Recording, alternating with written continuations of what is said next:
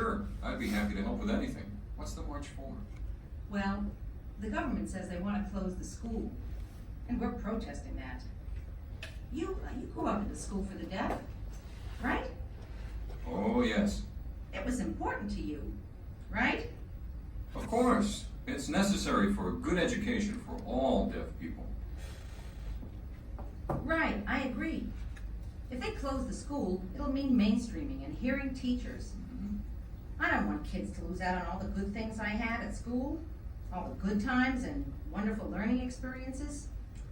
So, we're going to march on the Capitol, and we're trying to get as many people to come as we can. We especially want senior citizens to come out in force. We want to show the government proof of the success of the school, and the graduates. People are living normal, healthy, and productive lives. Well, I really want to see the school stay open for the sake of deaf children today. I would hate to think about what will happen to them without the school. Will these isolated kids be able to have decent jobs and a good life? I doubt it. That's exactly right. We need to show our concern. We need to find out what they're going to do and why. We really feel we want to have a voice in these decisions. It's going to be very difficult for deaf kids to learn without the school environment by relying only on hearing teachers and others. It's going to retard the development of many. Not only academically, but the isolation in a hearing school will hurt social skills. Like, for example, being left out of athletic activities. Right, they'll say that you need to hear the quarterback's signals to play football or be on any team. And also, there's no options, like staying at school for the weekend to be with friends or enjoy a special event. Mainstream kids can only go home after school. There's usually no other deaf people around to socialize with. Yes, and all that precious time gone to waste. Exactly. What a shame. The references you've just seen to deaf children not being able to learn from hearing teachers may seem somewhat contradictory, since the overwhelming majority of teachers at residential schools are not deaf. This isn't the case, though, because when deaf people refer to the school for the deaf, they aren't talking about the classroom. The real educational process takes place in the dorm, in the gym, in the rec room, and at every other social event. It is outside of class where deaf peers and models teach each other about life and important social issues. After classes, deaf children take part in the acculturation process. Storytelling and the wisdom of older deaf students is passed on to the younger members of the culture. The many unanswered questions and gaps, due to inadequate communication in the classroom, are resolved during this process. Thus, lessons presented by the teachers are actually learned among deaf students through their own language and outside of the classroom. A few students are fortunate enough to have a deaf teacher during high school. Many deaf people feel that in one academic year with a deaf teacher, they learn more than they did for the sum total of all their school years up to that point. Mainstreaming, on the other hand, will eliminate virtually every support system that exists for deaf students. This is why there's such deep concern for their academic success. The lack of extracurricular involvement also has devastating consequences. The schools for the deaf provide athletic programs, which not only encourage participation and involvement within the school, but also provides interaction among schools, with interstate meets and competitions. This allows deaf children to expand their contacts with other people and establish membership in a wider cultural circle. The older students and deaf adults in the dorms are the keepers of a rich deaf literature, and without access to it, deaf children have little or no sense of their cultural roots and identity.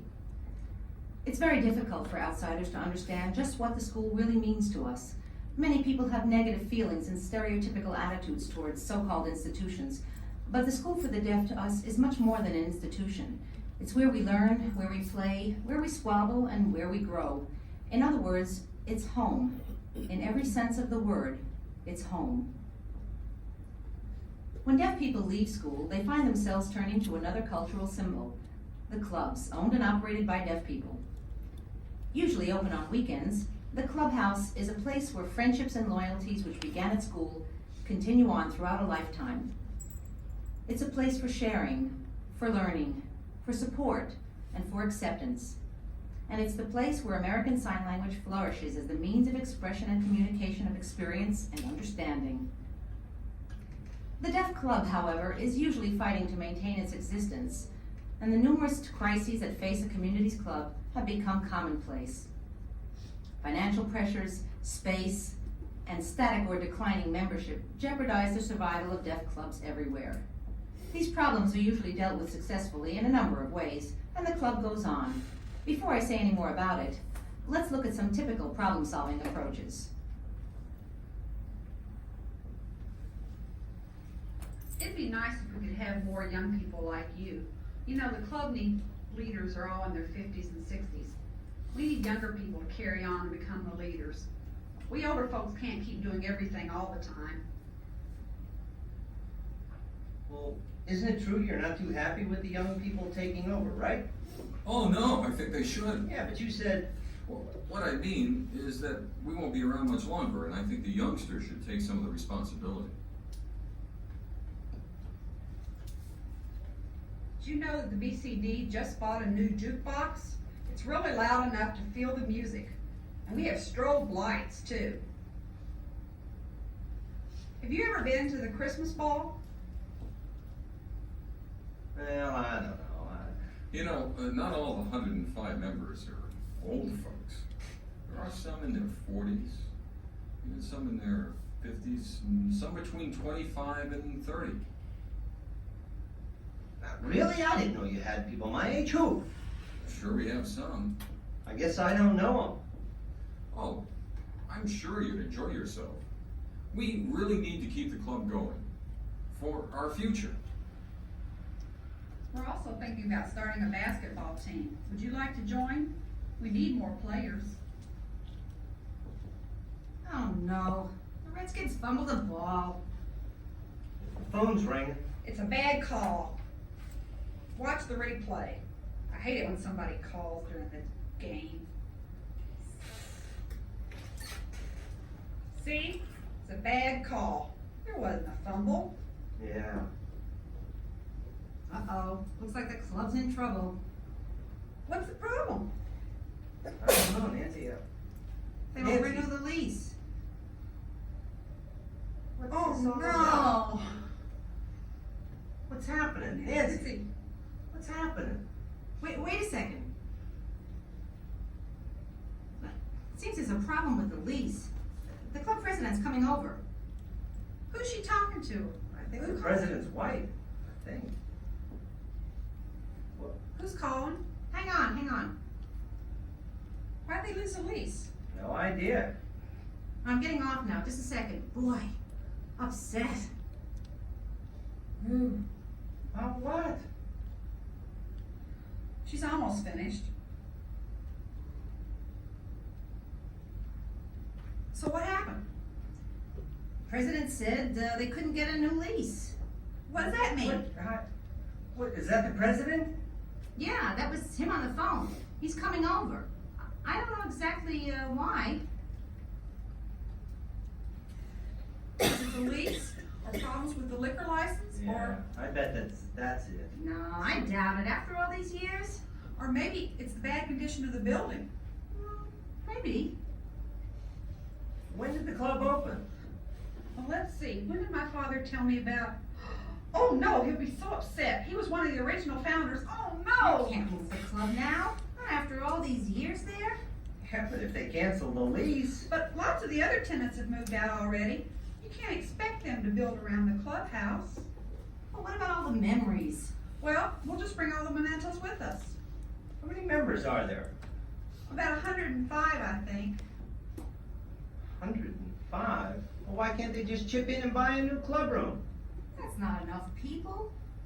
We need to do some fundraising. I mean, even if the members pay $50 or $100 each, that's not enough. Damn, all this in the middle of a football game. Who cares about football? Football? I don't want us to lose the club. We care more about the club. Gee, I really would like to know why. I'm telling you, the members and my father will be devastated after all the years of struggle and work to keep it going. I know we'll find a way to save it. Does he still go a lot? Yes, but he goes less now that he's getting older.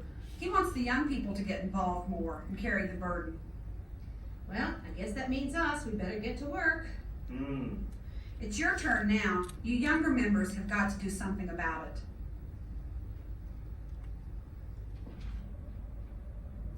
The two major issues discussed, getting young people to join the club and holding on to the rental property from lease to lease, are recurrent problems which occupy club members' time and energy. Somehow, the financial crisis is always overcome, at least temporarily, and the club stays open. Not having enough members is part of the social cycle which eventually gets resolved with time. Young deaf graduates make initial contact with the club and soon find themselves, like most other young adults, distracted with romantic relationships, traveling, exploring the world, and having a good time before settling down. Then, marriage and children become important commitments. However, by the time they approach middle 30s, deaf people feel the need to strengthen cultural ties again and return to the club. There they become active members and leaders for a decade or two. Soon, they're approaching 60 and find themselves lamenting about the lack of young members. Of course, by now they've forgotten that they too were not at the club when it was looking for them. And so the cycle repeats itself, generation after generation. Sponsoring a team is one of the most common ways for the club to ensure its continued existence. The young people play out the season and then take off on their exploits when the tournaments are over.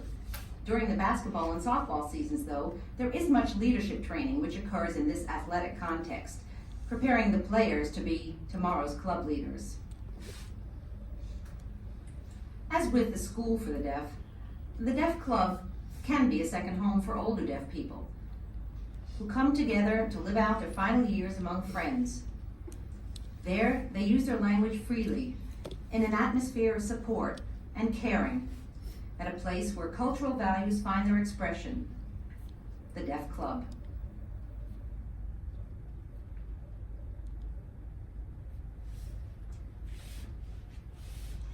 It seems appropriate now that we spend some time talking about the importance of language and communication, since it's come up so frequently.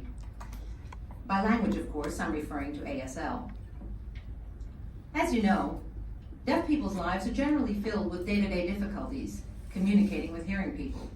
It is natural, then, for us to treasure the language which allows for effortless interaction. To provide you with deeper insights into the value of ASL and communication, we asked our consultants to answer some questions. First, we wanted to know whether or not they were allowed to sign at school.